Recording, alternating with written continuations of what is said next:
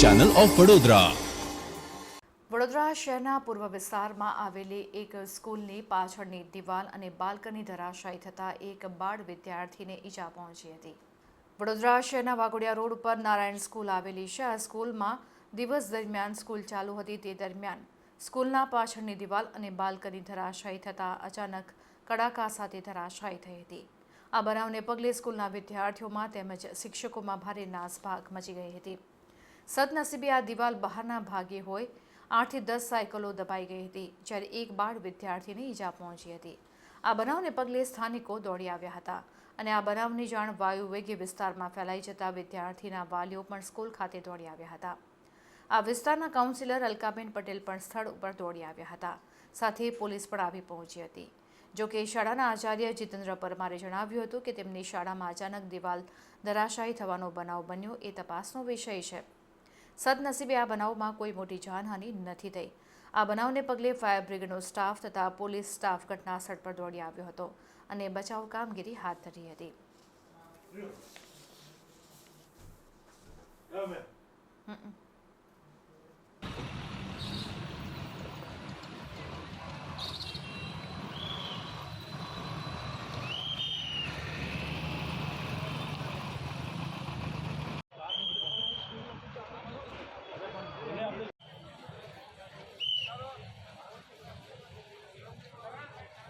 નારાયણ સ્કૂલમાં અત્યારે હમણાં થોડા સમય પહેલા પોલીસ કંટ્રોલ રૂમમાં વર્દી આવેલ કે નારાયણ સ્કૂલનો જે ગેલેરીનો ભાગ છે એ પડી ગયો છે અને નીચે બાળક દબાયેલા છે। અહીંયા સ્થળ ઉપર હું હાજર છું અત્યારે, અને એક બાળક છે એ ઇન્જર્ડ છે। 2-3 ટાંકા આવેલા છે માથામાં, બાકી કોઈ ઇન્જર્ડ નથી। ચાલુ ક્લાસમાં ઘટના બની? હા, સ્થળ જોતા ચાલુ ક્લાસ હોય એવું જણાય છે। બાંધકામ નબળું છે એવું કંઈક શાળા સંચાલકો પાસે? હા, એની તપાસ કરવામાં આવશે। કાર્યવાહી શું કરવામાં આવશે પોલીસ તરફથી? એ તપાસ કરી અને જે પણ કંઈ થતું હશે કાયદેસર એ કરવામાં આવશે। ચાલુ ક્લાસે આ રીતે ઘટના બની, કેટલો ગંભીર મામલો માનો છો? કારણ કે અફરાતફરીનો માહોલ છે, વિદ્યાર્થીમાં ગભરાટ થઈ ગયો, કેટલો ગંભીર મામલો માનો છો? આ ગંભીર ગણાય છે, તપાસનો વિષય, તપાસ થશે। સ્કૂલની દિવાલ પડી છે તો હું તરત દોડ્યો, કારણ કે આ ગેટ બંધ હતું। તરત હું આવી ગયો અને છોકરા થોડા દોડાદોડી કરતા હતા। તરત જ પછી હું અને બીજા સ્કૂલના ટીચરો હતા, એટલે તરત બધા છોકરાઓને રેસ્ક્યુ કર્યું અને તરત બધા પોતાને સાયકલો લઈને ઘેર મોકલી દીધા। એક જ છોકરાને નોર્મલ ઈજા થઈ છે। બાજુમાં ડૉક્ટર પાસે ડ્રેસિંગ કરાવીને એમની ઘેરે વાલીને બોલાવીને ઘેરે મોકલી દીધો છે।